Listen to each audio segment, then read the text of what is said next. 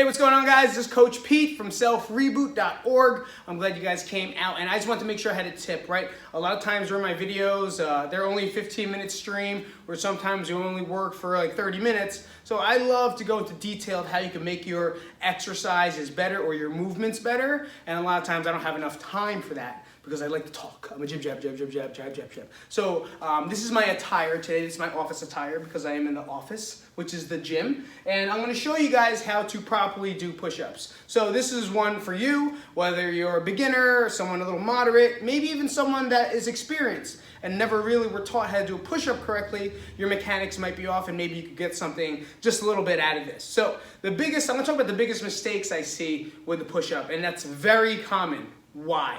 First, I gotta tell you what it is, and then I can tell you why. Is elbows come out, right? When people do push-ups, their elbows come out. So I'm gonna do over here, just so you can see it. When I'm doing push-ups, their elbows come out, right? Why? Because you feel stronger there, right? You feel stronger when you do this, right? And you'll see a lot of females do it, younger kids do it, because they'll get the range of motion, but what also happens when they do that, their head drops down. So are they really getting a real push-up? No, you're doing like a shoulder press. Okay, a push-up is a strength movement, which means it comes from here. I don't want to just make it a single joint. I don't want just this joint to do the work. Not only that, my shoulders are going to start getting shredded up, and I'm going to start tearing stuff because that's not the proper mechanic.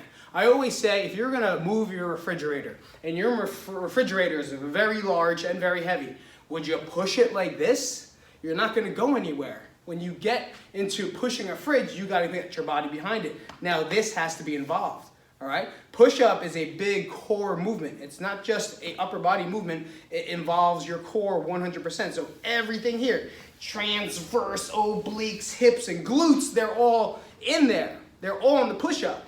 So when I'm doing the push-up, where do my elbows want to go? Is in, okay? I want to go in at a 45-degree angle, if not even tighter, because that's harder, right? But even 45-degree angle. So if you ever want to recheck yourself, if you're going to fight someone, tell someone, get out of your way, you're going to do that, right? Get out of my way. That's what you're going to say, right? You're not going to go like this, get out of my way. That's when you're going to lose the fight.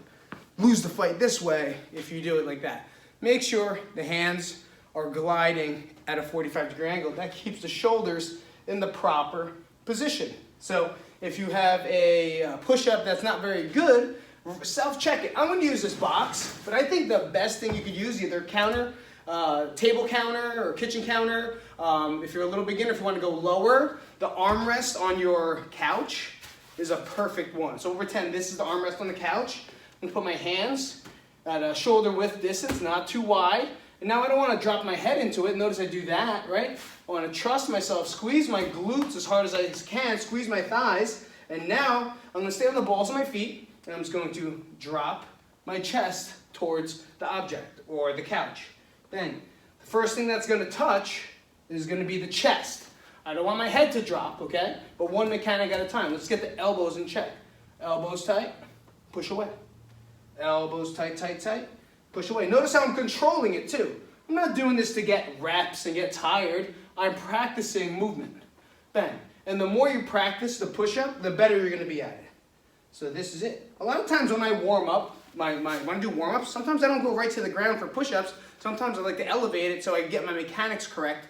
And then when I need to get into a harder position, then I'll do that, okay? So the two tips I want you to get in today is know where your hands go, all right? They should be shoulder width, not wider, because that's going to really bother the shoulder. Don't keep those elbows out. I want you to screw them in. So we call it corkscrew. Screw them in, and then now when you're coming down in the push-up, find something where you can get a good amount of reps in.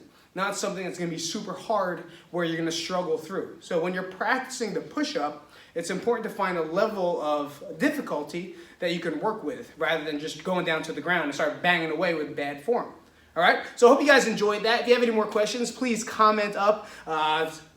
Hit us up, email us, comment down below for sure, and we'll help you out as much as we can. All right, thank you guys for coming out. This is Coach Pete from selfreboot.org, and I'll talk to you guys soon.